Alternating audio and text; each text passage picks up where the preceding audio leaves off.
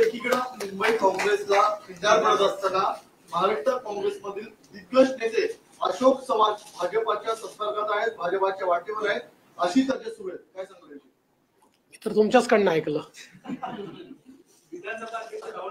असं आहे, मी एवढंच सांगू शकतो की काँग्रेसमधले अनेक चांगले नेते हे भारतीय जनता पक्षाच्या संपर्कात आहेत.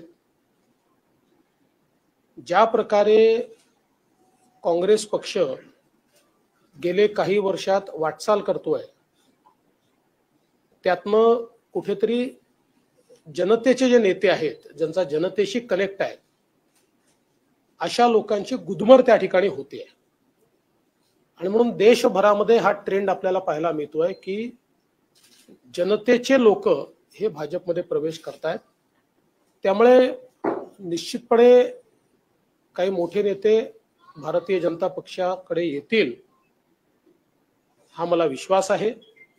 आज मी तुम्हाला एवढंच सांगू शकतो, आगे आगे देखिए होता है क्या.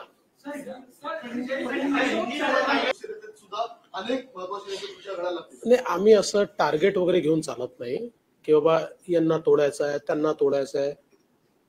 पण हे खरंच आहे की सगळ्याच पक्षातले, महाविकास आघाडीतल्या सर्वच पक्षातले लोक काही ना काही प्रमाणात आमच्या संपर्कात असतात आहेत.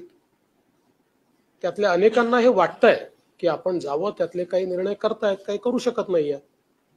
पण आता ही गोष्ट मात्र मी तुम्हाला निश्चितपणे सांगतो की मोठ्या प्रमाणात भारतीय जनता पक्षासोबत जावं आणि मोदीजींसोबत जावं, विशेषतः ही भावना मात्र सर्व पक्षाच्या चांगल्या नेत्यांमध्ये आम्हाला पाहायला मिळते.